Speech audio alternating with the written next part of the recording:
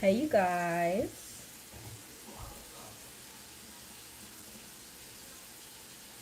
How are y'all doing?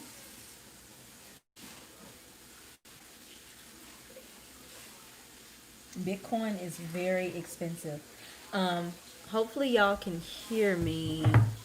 My roommate is doing the dishes, so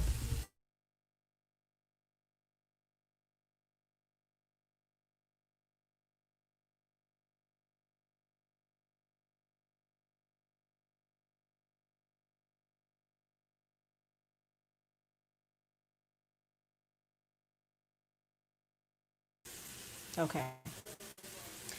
My room is doing the dishes, so that might be kind of loud for a second. But I do have my microphone on, so hopefully you guys can all hear me.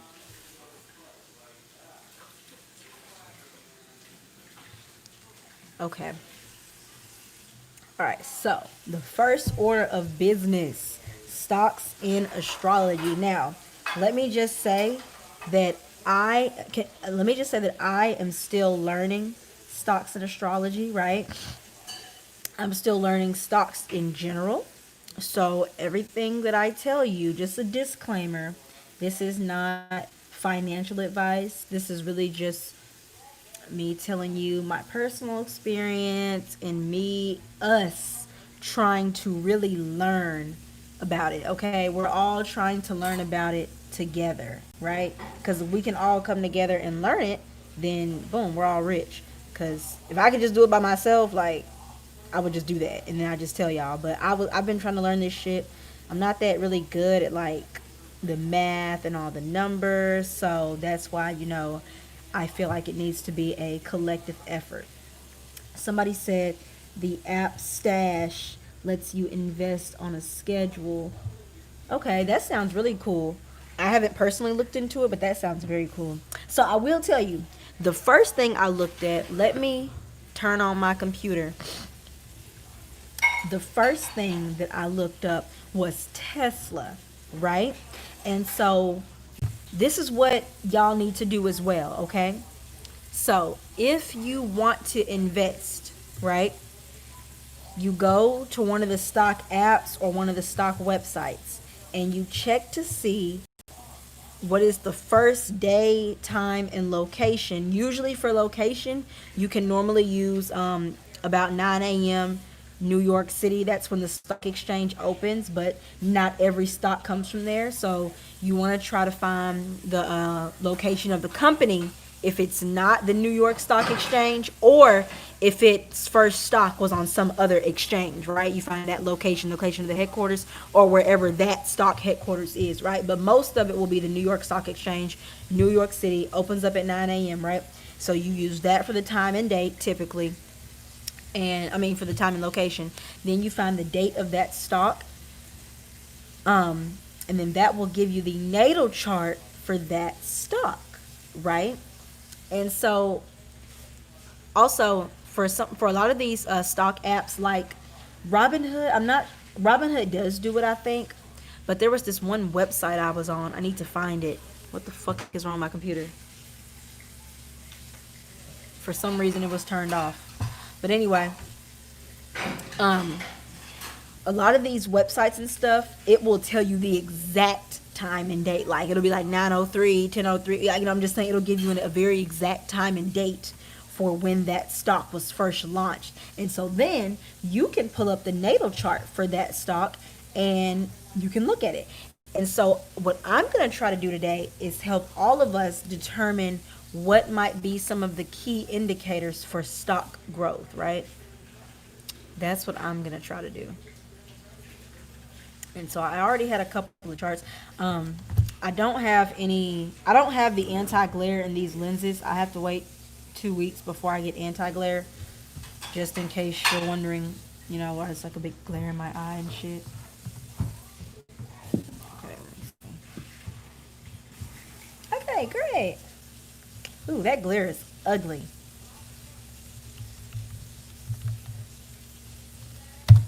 Okay.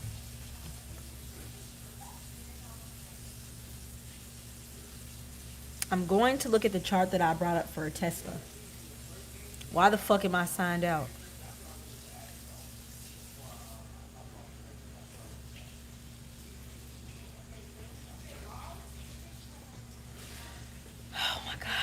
like signing into shit. That's like a pet peeve of mine. I don't like signing into shit. I just need it to be there, sign in. I don't like remembering passwords. I don't like none of that bullshit. That's bullshit. I don't like none of that. It really just irritates me. Okay, also there's also this there's also this big not Bitcoin, this cryptocurrency that I've been looking into, and I think it has a lot of potential, and so I also have the chart for that as well. And then I also have this. This is a surprise. I also somebody on Twitter recommended this book. It's called Money: How to Find It in Astrology by Lewis M. Rodden. Lois M. Rodden. Lois, you see how her last name is Rodden, right? She is the one who created the Rodden rating system, right? That's the rating system that Astro.com and that most professional astrologers use to rate the accuracy of a birth chart. So, for example, if a birth chart has a Rodden rating of AA, that means the birth time came from like the birth certificate, or just like this timestamp on a video, just a very super official source. If it has an A, it came from like mom. If it has a B, it's like a secondhand information, like a cousin or something like that, for a friend. If it has a C, I don't know. I can't remember the rest of them, but yeah, that's where that she started this. She's dead now. She's passed away now, but she wrote this book about money and how to find it, and she really it's really insightful. Now, like I said, I have not finished reading it, but I am working on that. One of the cool things that she talked about, she really gave me a different perspective for how to look at transits, right? I'm trying to talk into the microphone and look at the camera, so that's why I keep doing that. But it seems like y'all can hear me. I don't think anybody said anything.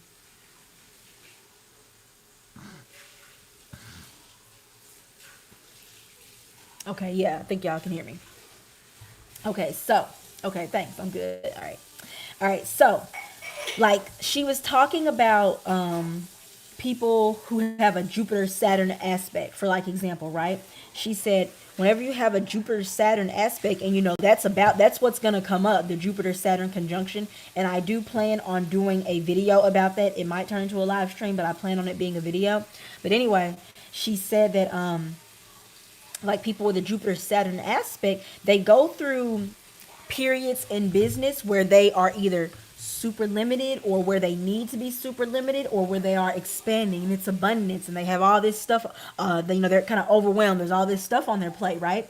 And so she was saying how you could look like, so if, let's say this is, for example, let's say if you have a Jupiter Saturn aspect, right? And let's say your Jupiter is currently receiving a transit from Venus and a transit from the Sun. That's how you know this is a good time to put that Jupiter Saturn aspect to use. And this is the time to expand and capitalize on those Jupiterian qualities, right? And then, you would look at the house and the sign of your Jupiter to see exactly how you need to do that. And then you would look to see where in your chart those other planets are transiting, to see what, not only how you need to do it, but where you need to put that energy, right? And so then she said, if you're making, then let's say if you've got aspects going to Saturn, even if they're positive aspects, then you could know, okay, this is a good time for me to dial it back. I don't need to be buying more stock, more product. I need to capitalize on what I already have, or maybe I need to just try to get off this product right here, have a good sale before I try to buy more product and shit like that. It's just an example, right? And I was like, yo, I never looked at aspects like that before. I never thought to look at aspects, like and I want y'all to understand the way she's saying it, right? So you're not looking at it as two separate things. It's still one aspect, right? But you get the full benefits of the aspect when you're paying attention to the transits that each individual planet is receiving. That way you know how to respond accordingly. So Jupiter Saturn energy, when it's together via aspect in general, it represents a very large payoff for hard work and patience, right? And hard work and patience, you could do that through Jupiter, or you could do that through Saturn. But you look at the transits it's receiving to see when, where, and how to do that, right? And so everything I just said can be applied. The way in which I interpreted that from her book can be applied to any aspect, right?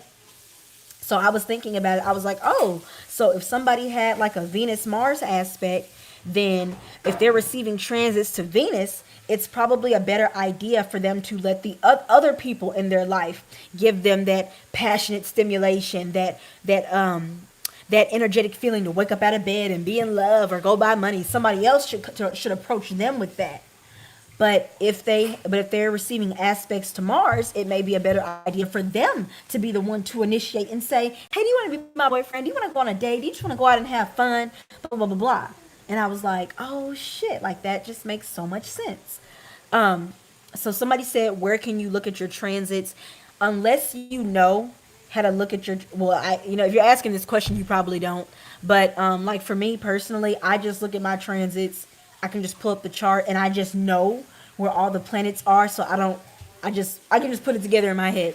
But if you don't, astroseek.com, SEEK, astroseek.com. I honestly think that is the best website for beginners or if you just need a little extra help because they'll have it in a nice list format, every single aspect, every single transit that your natal planets are receiving. Very, very cool.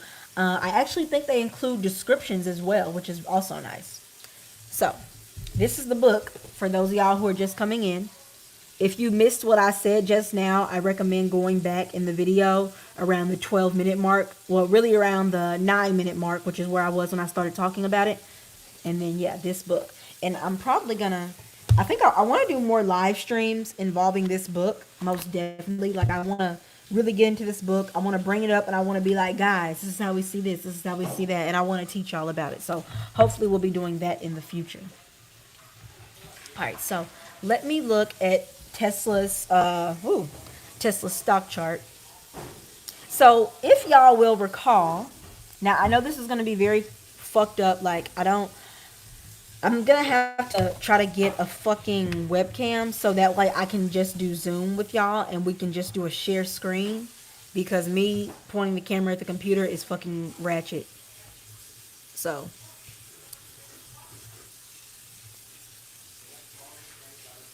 Hold on. Okay. Okay. Okay. So this is Tesla's chart. It's very ratchet. This is so ridiculous. Like when I was doing my podcast with Marin, she shared her screen with me and I was like, "Oh my gosh, that's so cool." Cuz I'm just used to doing this bullshit. Like it's ridiculous. Okay. So this is Tesla's. This is the chart for the official time and day that Tesla's stock went on the market, right? And so if you'll recall, I actually asked a tweet like 2 weeks ago where I said, people born on June 29th, do you have an easy time getting money, right? And I asked that because I know a guy born on June 29th and that motherfucker attracts money like no other. Like it's absolutely crazy ridiculous. Now, people born on June 29th, they will have the sun around the 7th degree or around the 8th degree. And the guy I know, he had his sun at 8 degrees. So in that regard, it makes sense why he's a money getter. You know what I'm saying? Because the 8th degree is a Scorpio degree. It's other people's funds. It's the ability to attract, right? And so Tesla does not. But they're still on that June 29th date. And obviously they are money getters, you know what I'm saying, stock wise. Not talking about their actual net worth or assets. I'm talking about stock wise. So one thing you'll notice now, Marin was the one, she pointed out on Twitter. Marin pointed out that Tesla was going to be launching. Hold on, let me go find the tweet.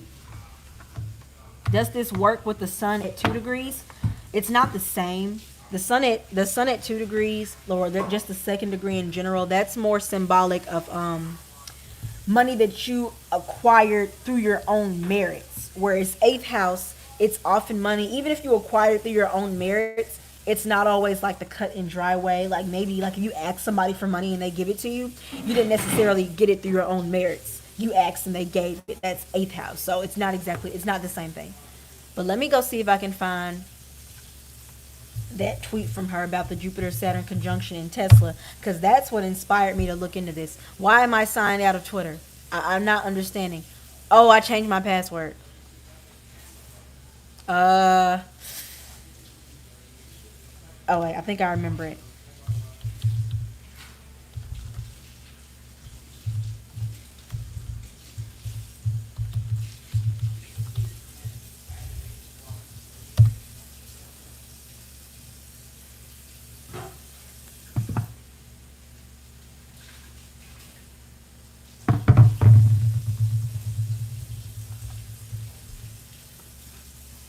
Okay, I got it.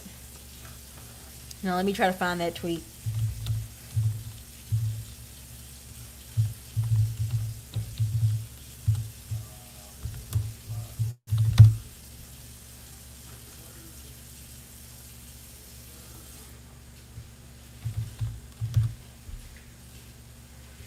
Okay, I found it. She said, why is it blurry? Okay. She said, Tesla enters the S&P 500 on December 21st under the Jupiter Saturn conjunction. And then somebody said, what does this mean? And she said, it's prominent for long-term growth. And so the Jupiter Saturn conjunction in general is prominent for long-term growth, right? And Astrology King had a very nice delineation on it, and they talked about how Jupiter Saturn energy in general how Jupiter Saturn energy in general is all about the large rewards of steady and patient growth in work. And I know those words sound kind of like, I know you hear that all the time: hard work, patience, just wait, it'll all pay off. I know people hear that type of bullshit all the time. But this conjunction in general is symbolic for that. It literally is. That is one of the biggest qualities of this conjunction, right? And so with the added influence of Jupiter, that patience is actually very easy. So anyway, Tesla entering the S&P 500 on this day is extremely significant. So let's see. If we take a look at their chart here, so taking a look at their chart, this will be occurring in their sixth house, right? And so, oops, sorry, I'm itching my head. And so the sixth house, in my opinion, the sixth house is about those day-to-day activities, right? Things that happen on the daily. And so the way I'm interpreting this is that daily, their stock will be rising, right? Now this doesn't mean that every single fucking day they're getting like a 1%. Now keep in mind, this is just my interpretation. This doesn't mean that every single fucking day they're growing 1% worth of growth, right? But I do know that their growth will be more on a day-to-day scale than it will be on they grew X amount percent last year and then this year, or every couple of months. I think it'll be more of a daily thing, right? And then notice that once this conjunction goes exact in their sixth house, it will be making an exact sextile to Uranus in their eighth house, right? An exact sextile to Uranus. And then Uranus is conjunct Jupiter, right?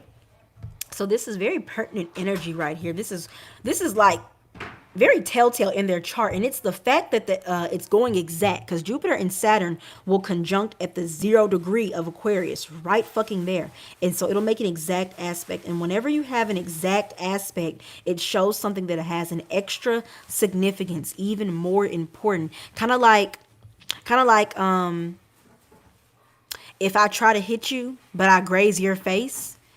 I didn't really hit you that well, but it's still assault because I grazed your face. But if I smack the absolute dog shit out of you right in your face and leave a big ass red mark, it's exact. That's what it is. Like that, I really want y'all to understand the effects of an exact aspect versus it being a little loose. You see what I'm saying? That's an extreme example, but that's like the best way to get people to understand things is by using extreme examples.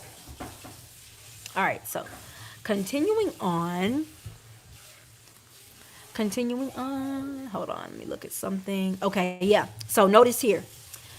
In Tesla's 11th house. So the 11th house is on the fixed sign axis, right? With the second house, which represents stocks, right? The second house represents stocks in general, that financial thing. You know how in front of Wall Street there's that Taurean bull, there's that big Taurus bull in the front of Wall Street. Second house matters, right? Right in front of the biggest financial establishment in the world. Don't quote me on that, but one of the biggest, right? And then opposite of the eighth house, you have investments, right? So it has Tesla has the sun and Mercury in Cancer, right? That means that the moon is the ruler of this sun Mercury conjunction in Cancer, right? And it's in the 11th house of gains, right? So this does show a stock that will eventually make gains, correct? Ooh, excuse me. And then notice that the 11th house is in Gemini, right? Gemini represents cars. The gains are mostly on cars. So, excuse me, I burped. So, Cancer, like I said, it's in the sign of Cancer. So, the moon is ruling these two planets. The moon is right over here. The moon is right over here in Aquarius, right? It's in the sixth house. So, the moon is the ruler of the gains of these two gaining planets in the 11th house, right? Because it's in the moon sign. It's because it's in the moon sign. So, now, Saturn and Jupiter will conjunct, and it will be an extremely loose conjunction to the Tesla stock's natal moon, right?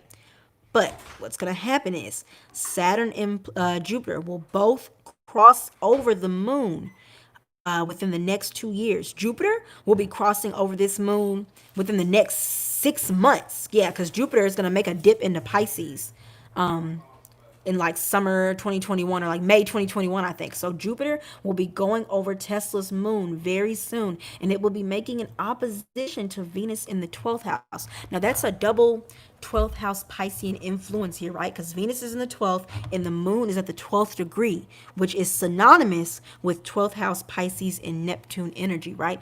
And that represents things that typically kind of fall out of the sky.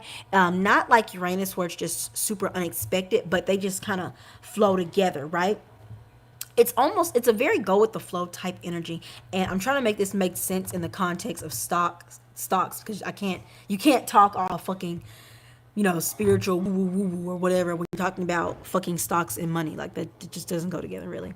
So anyway, now notice how Tesla's stock has the moon in Aquarius, right? What does Tesla represent? Tesla is that car company that is ahead of its time, super technologically advanced. They're trying to get to Mars, blah, blah, blah, blah, blah.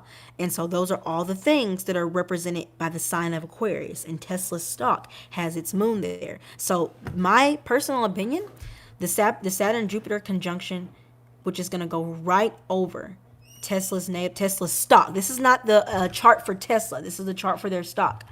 Going over the moon in their stock chart, making that opposition to Venus, making that exact sextile to Uranus at the beginning, and then the fact that they are, what did Marin say? The fact that it's entering the S&P 500 on December 21st. And I'm going to do a video about this later about everything that I think about the Jupiter-Saturn conjunction and the good things that it will be, the things that will be good to start on that day. I do see this as a very great potential for long-term growth for Tesla. I really do feel like Tesla will have that long-term growth. And so what I did go and I bought stock in Tesla. If you can, I think it's worth it to buy a full stock, at least one full stock. I have a Scorpio second house, so I don't like doing things in half C's or pieces, but I think it's worth it to buy one full stock. Now, this is just my personal opinion. I encourage you to look at this chart yourself.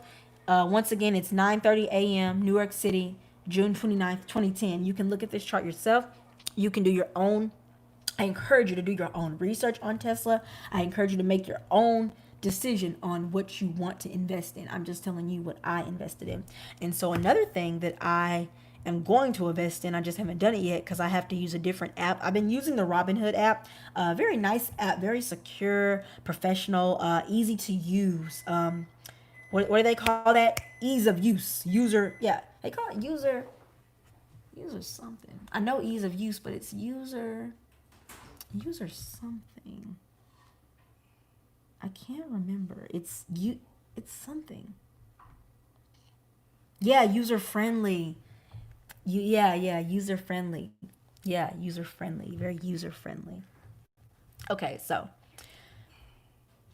there's this other stock I was looking at. So I was looking at different cryptocurrencies to invest in. And the one that caught my eye was this one called Solana coin. And it caught my eye because SZA's real name is Solana. So I was like, oh, Solana coin, that's interesting. Ha ha ha. Ha. And so I looked into Solana coin, right?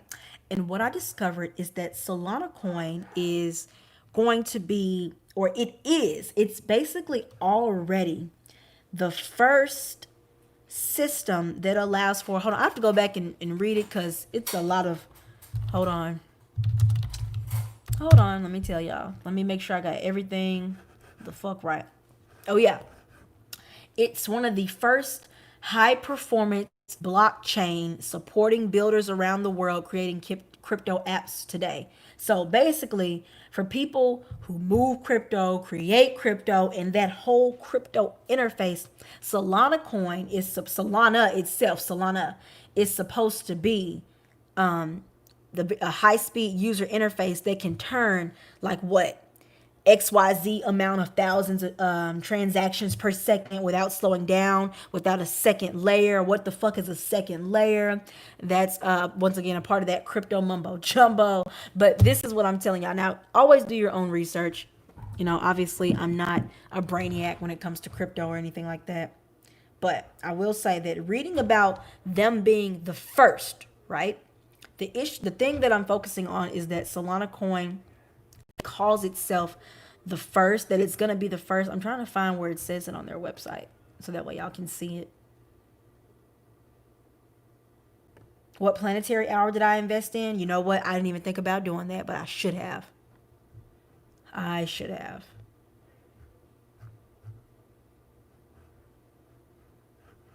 Where's the about? Oh, there it is. It's scaling blockchain for global adaptation. And what blockchain is, now somebody can correct me if I'm wrong, blockchain is essentially when you're making payments through crypto and crypto systems, blockchain is like, it's like the way in which those payments are done. And I think the point is that you can't really trace it, I think. Like I said, you have to really do your own research because I'm just giving you my thoughts. Bruh, this is not the proper about. Hold on.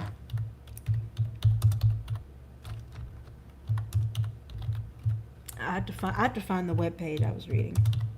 I'm getting to a point.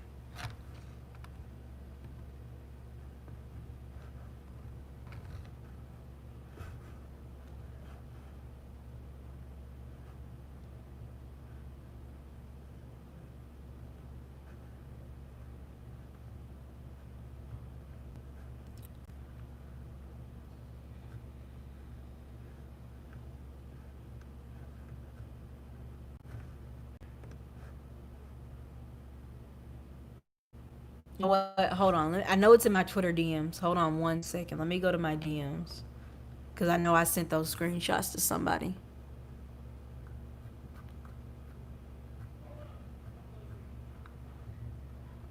Okay, here it is.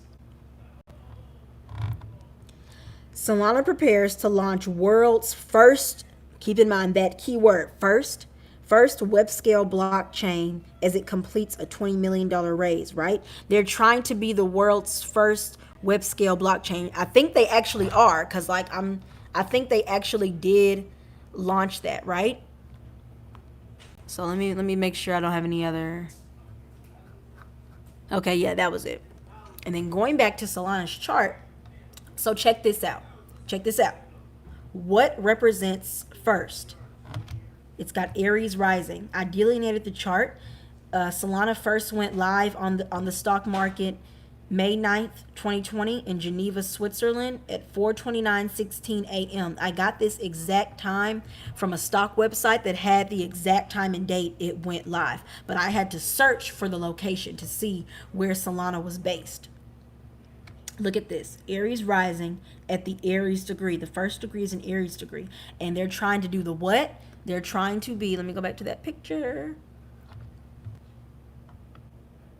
Solana prepares to launch world's first web scale blockchain. This website is from somewhere. I can't even read it. But if you Google that, if you Google those that word, matter of fact, I could just Google it, that way I can find the website.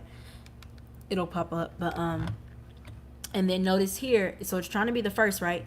And then the ruler of their MC, right? The success, the achievement, the reputation is what? It's Saturn at that first degree. So this shows me that they are indeed the first. I do feel like I have delineated this chart correctly, correct? So check this out. Y'all see they have their Saturn at the first degree in the 11th house. What did we say about the 11th house? It's gains. And the Saturn Jupiter conjunction will happen almost right on top, because the Saturn Jupiter conjunction is going to be at 0 degrees, right? And they have their natal Saturn at 1 degrees.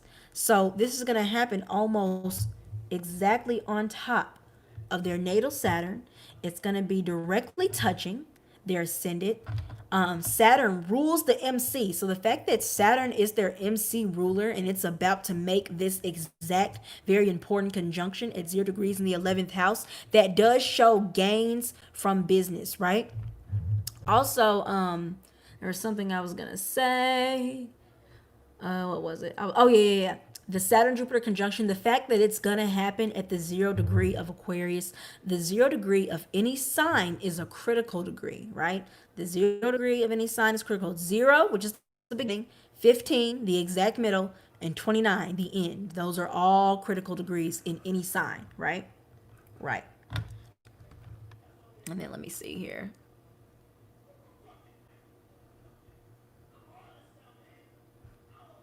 There was something I had noticed. There was something about the Taurus sun I had noticed a couple of days ago. I'm trying to remember what it was.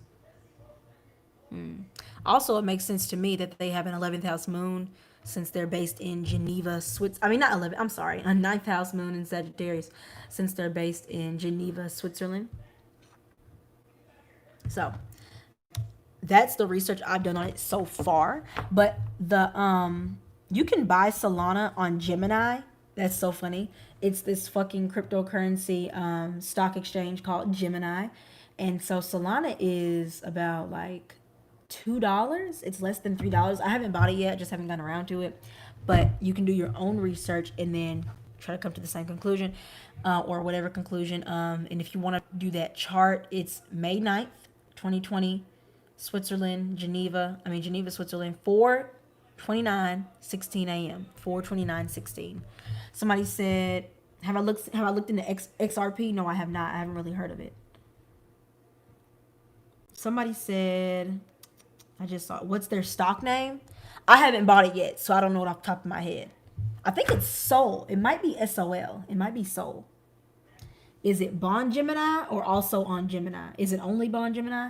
I'm not sure where all Solana is selling their coin, but I know it's on Gemini because that's where I first saw it. So, that being said, the Tesla stock, I recommend you look into that one first and foremost, because since I have bought Tesla, like I bought it, when I first looked at it, it was $4.98.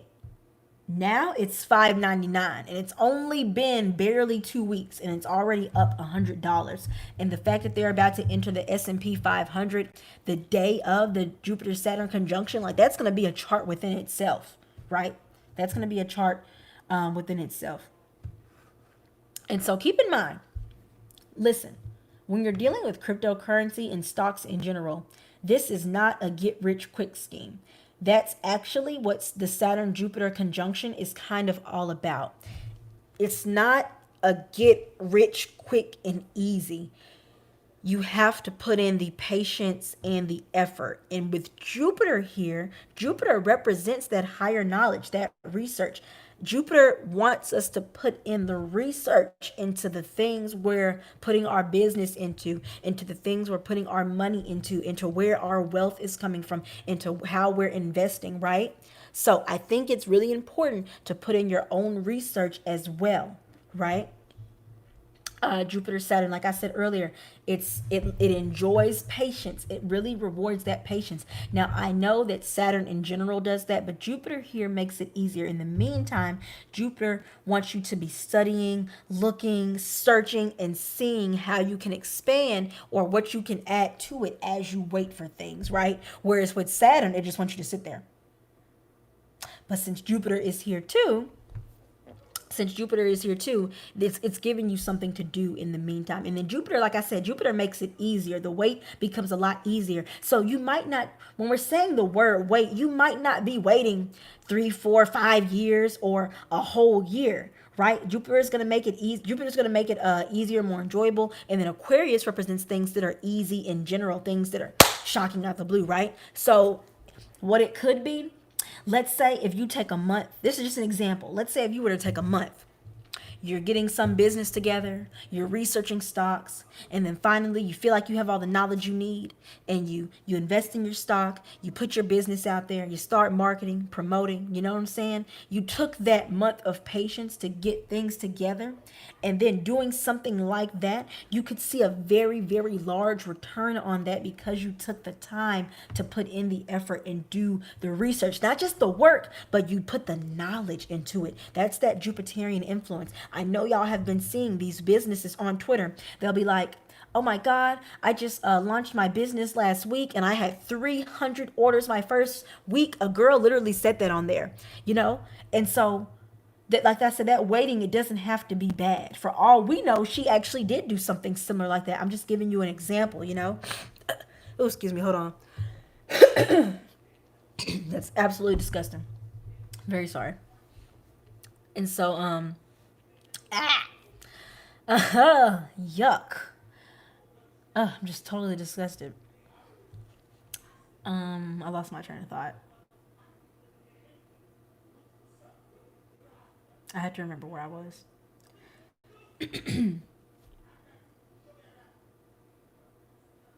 I totally lost my train of thought. It just said poof. I was talking about. I know what I was talking about, the Jupiter Saturn conjunction, but there was a point I was about to make. Oh yeah. Oh yeah. Okay, I remember. So going back to the cryptocurrency, or the stock, I mean, do your research on the crypto and the businesses that you want to invest in. Try to bring up their charts, and it's not just about the charts.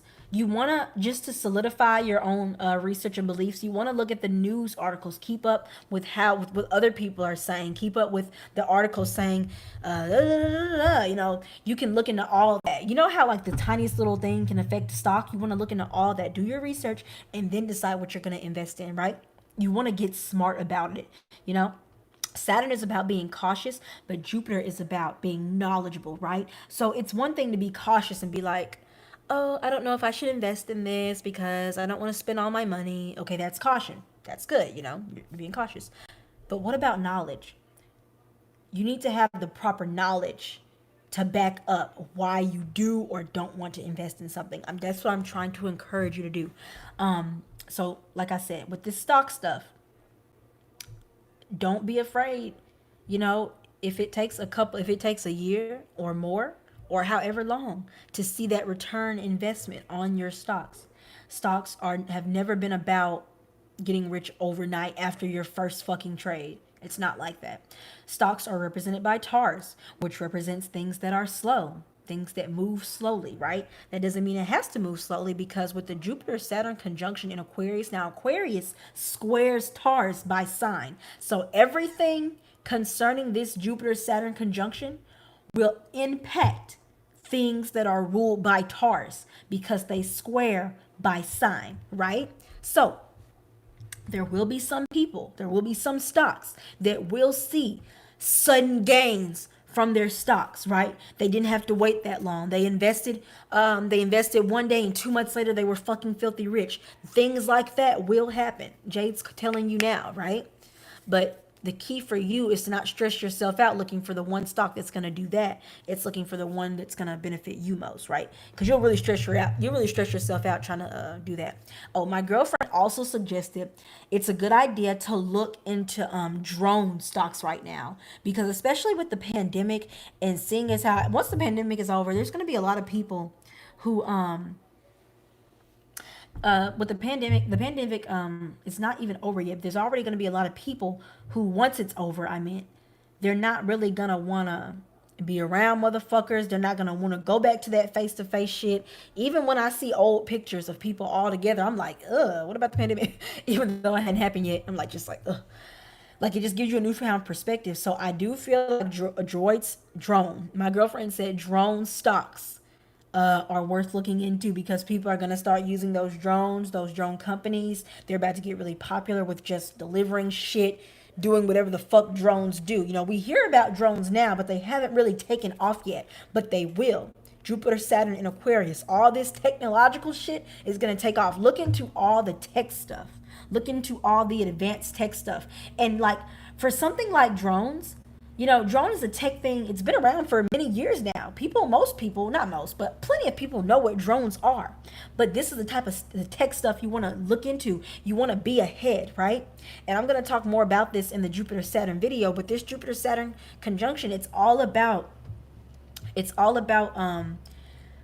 making gains and long-term profit, long-term rewards, long-term accomplishment, satisfaction, whatever the fuck it is, because you were able to see and look ahead. It's in the sign of Aquarius. That's where that comes from. Aquarius is all about future sight. Somebody said virtual reality technology. Correct. We all know about virtual reality technology. We know about the VR games and stuff, but it's still not necessarily the big, wide, booming market that other things are, which is why you have to get ahead of it.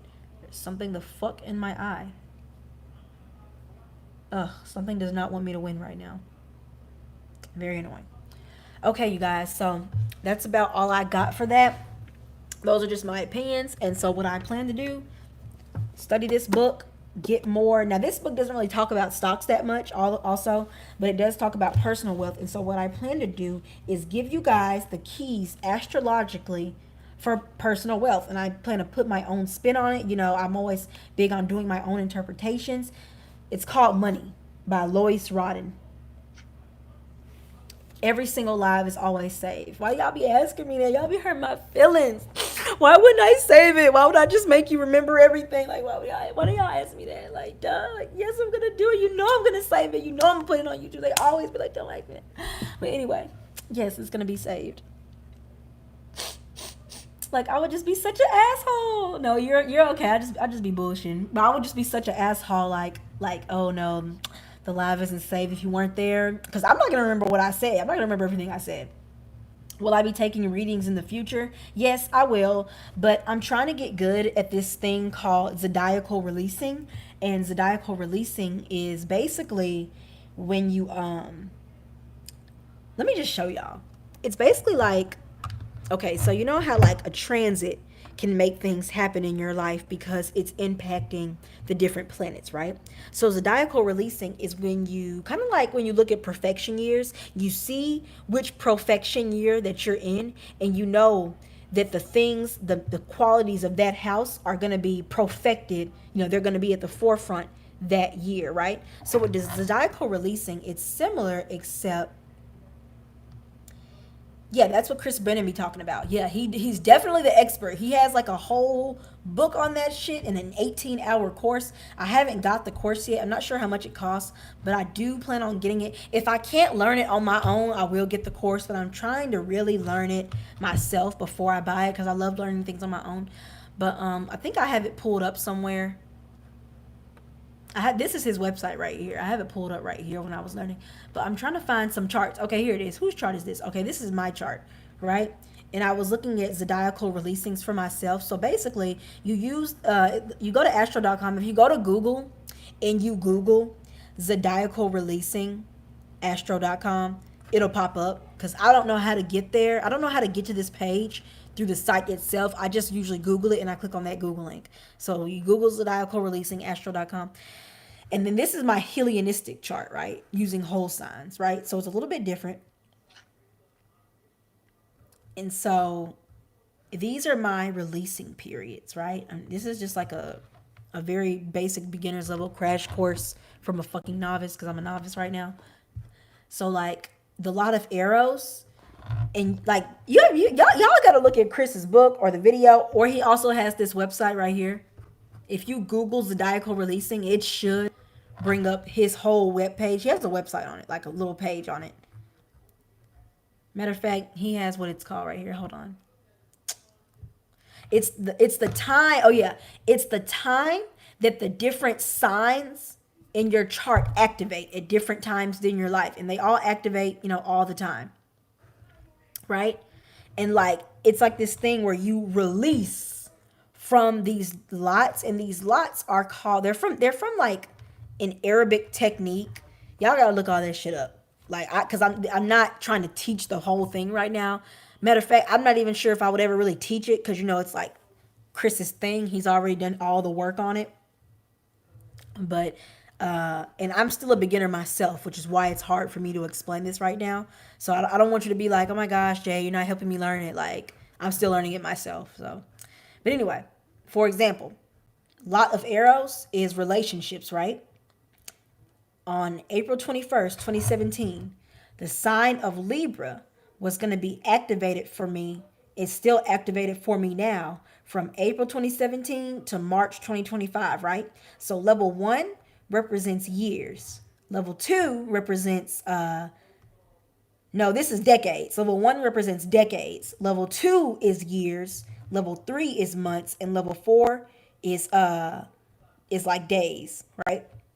So it goes from decades, years, months, days. So check this shit out. So April 21st, 2017, the sign of Libra in my chart, everything about the sign of Libra in my chart was activated. Oh yeah, that's the best way. Zodiacal releasing is activation periods for the signs in your birth chart. That makes so much more sense. Activation periods, right? So Libra is relationships, partnering, etc., right? I have a 12th house Libra Mars. Now, obviously, in whole signs, it's in my first house, but the 12th house interpretation makes more sense for what happened to me in my life. So, this is when I met my toxic ass ex. I've talked about him so much. He's the whole reason I'm even like, I even got like that, like he really propelled me into my astrological journey without trying to. Like that was a big important relationship in my life. And so check this out. From April 2017 to December 2017, that was the peak period of my relationship with him. Like that was when all the bullshit happened, all the real major bullshit. Most of it happened right in between these periods. Like when I tell you this date is so accurate, like dead ass. And the way I'm seeing these particular dates is because I clicked on lot of arrows, which is really the one for relationships, right? That's the lot for relationships mainly. And so July, let's see something. Oh, look at this. On level 3, September 23rd, 2017, this is astro.com. That's the day he went to jail. He went to jail on this day. You see how it went from this to this. He went to jail on that day. Like that's crazy, right? And then if I click on this, I can see all the other little dates. And so basically, the key to doing this is figuring out, okay, so we see the dates where things are supposed to happen. But the key, the hard part, is figuring out how do we know what's going to happen, if it's going to be good, if it's going to be bad, if it's going to be neutral. Like what the fuck, right? So I can tell y'all a little bit. So like for me personally, so we see that the entire, so I have a Libra rising and a Libra 12th house in tropical, right? So we know that this from 2017 to 2025, since Libra is my first house, because notice how it started in Virgo, right? It started in Virgo, but Libra is my ascendant. I have a Libra ascendant. That's my first house. So from 2017 to 2025, everything in my life becomes way more important. Everything relates directly back to me. Like everything is just super important to me, you know, you know what I'm saying? Like it's more of a me thing.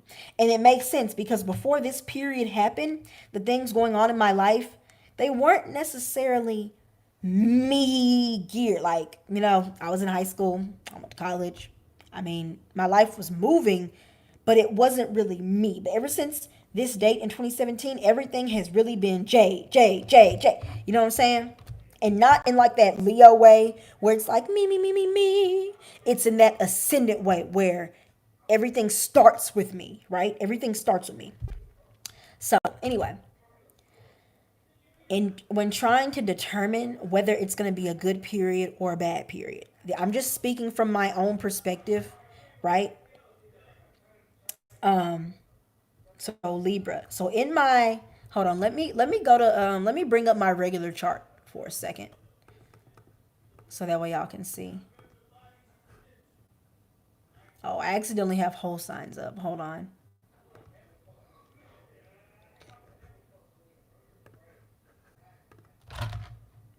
Okay. So in my tropical chart, I have a 12th house Libra Mars, right? My seventh house is in Aries. So, seventh house Aries in general, we can experience partners who are Aryan in nature. They can be violent, they can be very mean and aggressive, right? But it depends on other factors in the chart and how the quality of your Mars is, whether they'll just be really assertive and direct or whether they'll be mean and aggressive. So, my ex, he was mean and aggressive. Why? Because Mars is in the fucking 12th house. Mars, the ruler, Mars doesn't like being in the 12th house. It hates being there. Mars doesn't like being in Libra. Libra is its detriment. And it's conjunct Chiron. So there's a wound. And it's opposite Saturn, which is causing restriction and burdens and other hard ass energy to get through. My Mars is fucked up. So if we go back, hold on.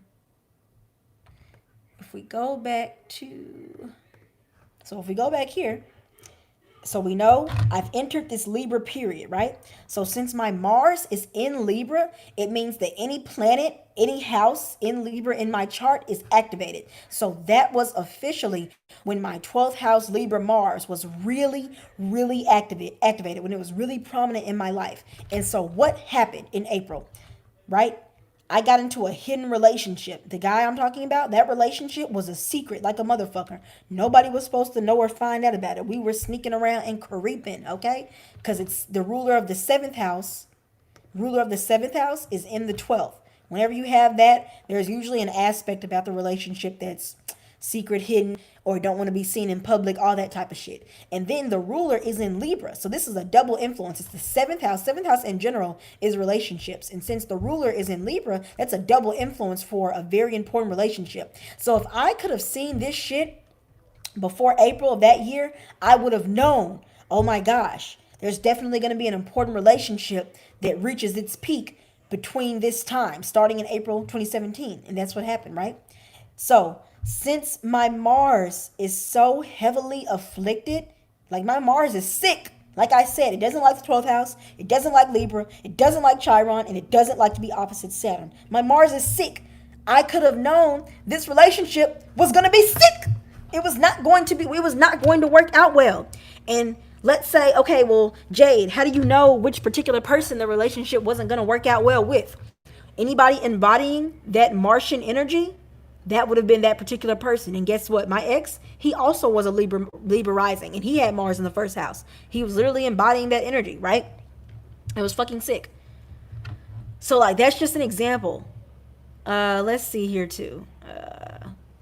So then this would have been, different things would have happened on. Now remember, when it comes to zodiacal releasing, things don't always have to happen on the exact day. So like even right here, you see how it has it from October 11th through October 16th. Things don't always have to happen on that exact day. It can often be in the middle, right? So anyway, I'm still learning that shit. I'm still learning that. I'm still learning financial astrology, not just in the terms of stocks, but like personal financial astrology. And then I'm going to do the Jupiter Saturn conjunction video. So yeah, y'all know what's up with me. Y'all like my house coat? It's so cute and cozy. And then it has a hood. It's so cute. I love it so much. It's cute.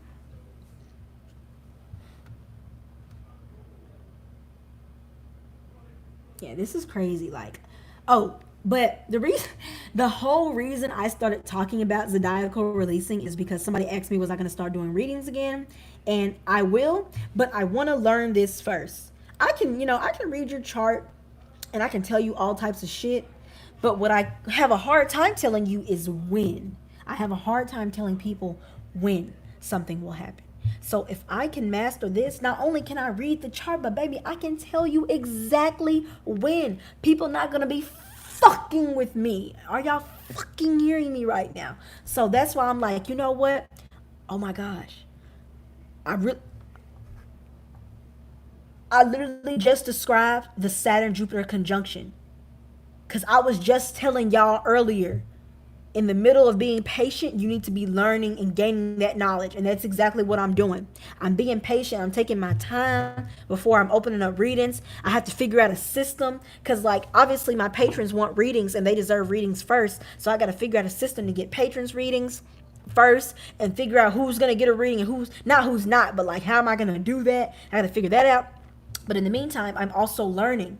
That's that Jupiterian influence from the conjunction, right? So this will pay off. As long as I take my time and keep this knowledge coming in, it will pay off. It's crazy.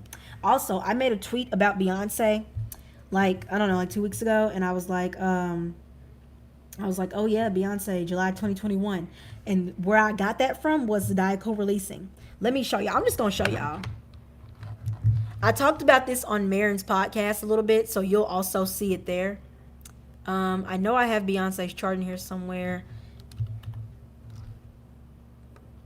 Okay. So this is Beyonce's Helionistic chart, right? So if we look at her lot of spirit, so the lot of spirit, that's when you want to look at stuff that you create. The lot of fortune is usually stuff that happens to you out of your control. And then the lot of spirit is usually stuff that happens to you, stuff that you create. And then arrows is like relationships, blah, blah, blah. Hold on, y'all.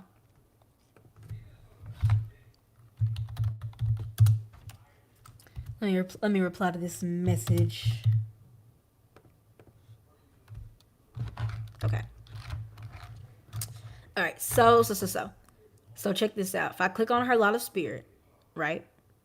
So somebody, I watched a video on YouTube about this. It was a white guy. He did Beyonce's zodiacal releasing chart, but he had some of the dates wrong. He had something wrong on there because I had to go back and double check it. But anyway, so September 4th, 1981, that's when she's born, right? And then from September 1981 through to May 2000, that's like her first 19 years of life. Notice how it's in the sign of Leo. And so you look at that sign, and that sign will grow as the months and dates and years go on, right? So from September 1981, with that Leo energy being released, and the fact that she has that Leo Mars, and now in her Placidus chart, I know she has a Cancer MC, but Leo is still in her 10th house, right? So she's building up to that Leo energy. The 10th house is all about, working hard, striving for something. And Leo is that fame, that recognition. So for the first 19 years of her life, she was building up. No, she's not Leo rising, she's Libra rising. She was building up to all this fame and recognition, right? These first 19 years. Then May 2000, boom. That is around the time that Destiny's Child really becomes very, very popular. Between May 2000 and January 2002, like that was when Destiny's Child was really doing its thing, blah, blah, blah, blah, blah, right? And so then look, now check this out. January 2002, I think, yeah, now notice how it's releasing from the sign of Libra, right? So remember, this is the lot of spirit, which shows us the things that we create, right? The things that we're putting out into our own lives, right? And so January 2002, the sign of Libra. Libra energy is activated. Beyonce has a Libra Venus right on her ascendant. So we can interpret that as working with other people. Bitches, this is the period when she did her first major collaboration, Libran wise. And that collaboration, that was her first song with Jay-Z. Now, it didn't happen in January 2002. It happened later, but it happened between this period. Y'all see? It happened between this period, right? That was her big major collaboration with Jay-Z. That was when the first Bonnie and Clyde song, right? So now if we move 20 years into the future, now if I don't remember the exact date, I could go look it up, but I'm trying to move along and we will be able to see that. But anyway, so if you move 20 years into the future, right now, Beyonce is in a Libra period that's going to last for 8 years, right? Look at this. February 2020, she's got a Libra release. What major collaboration did she have earlier this year? There's a pattern here. The last time she had a Libra period, she did a major collab with Jay-Z, who eventually became her husband, which is why it's so major. Then, notice how there's no other Libra periods right here. Then boom, 2020 comes around, another Libra period. Megan the fucking Stallion, bro. Right there in black and blue. Right there in black and blue. Do you see this? She did that shit with her and Meg. Right? So if we would have been looking at this beforehand, we could have predicted, oh, Beyonce's going to do a major collab with somebody. We would have known. Now check this out. Check this out. Check this out. Check this out. So right now, she's in that Scorpio period, right? Actually, that's actually where she is right now. She's in that Scorpio period, right? Well, actually, let me go back and show y'all something. I have to show y'all something.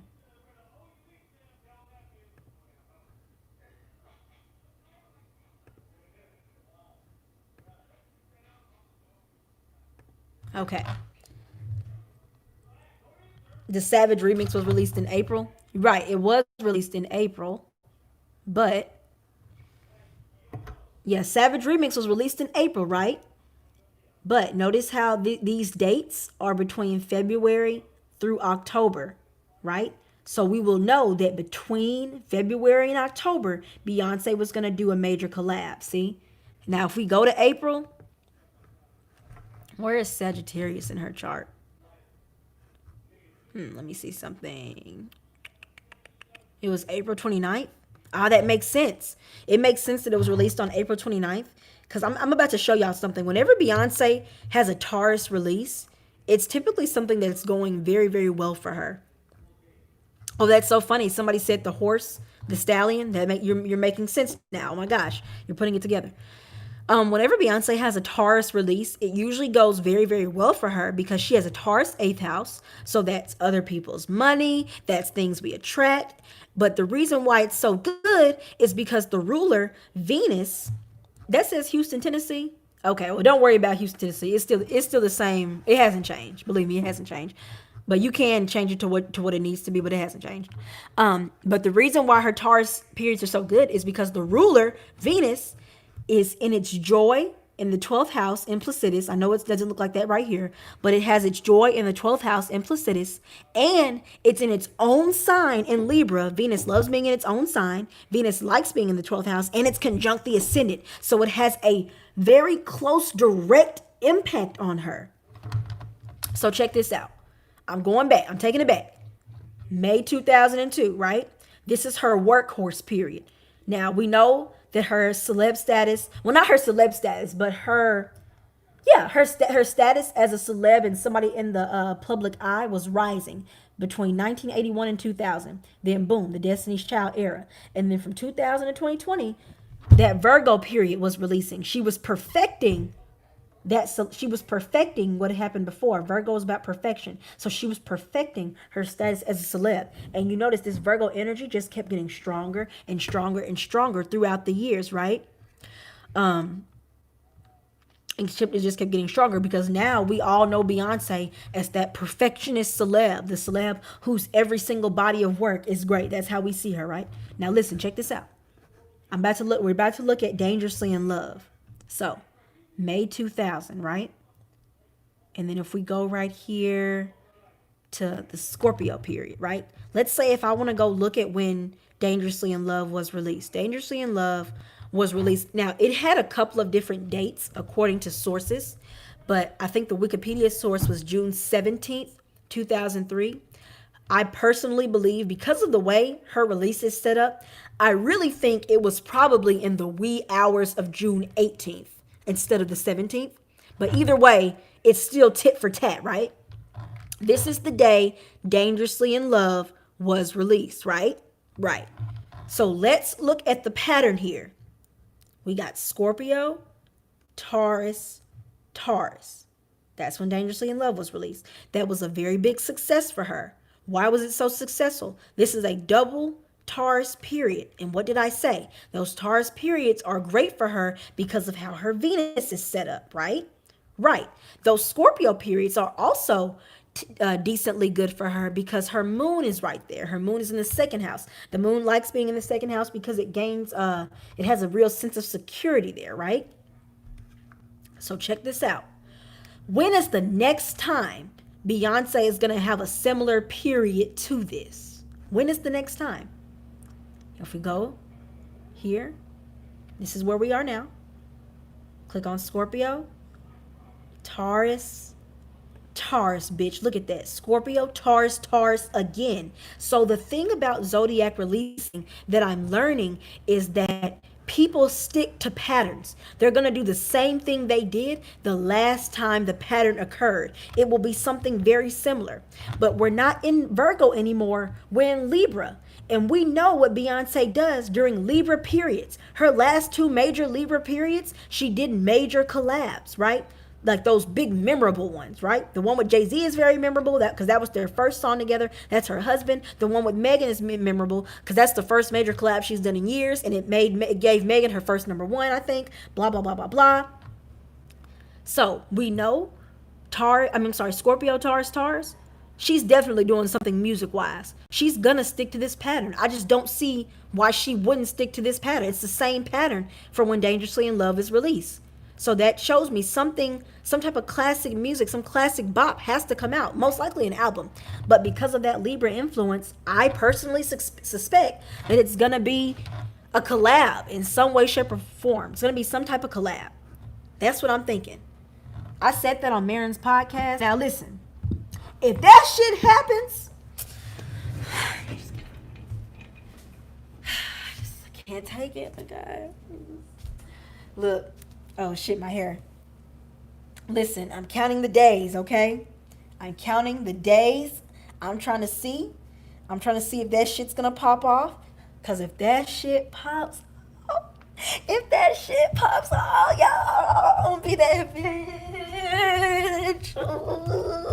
Ain't nobody finna be able to tell me shit. Oh my god, oh my god, oh my god, oh my god. Okay. I'm gonna end the stream here. I will talk to you guys later. I love you. Thank you for being here. Let's hope Beyonce does this shit because I'm trying to see this shit. Y'all know. Trying to learn Zodiacal releasing so that way I can start doing readings so I can be able to do time periods, do the money thing. And yeah, I'm finna go watch Attack on Titan.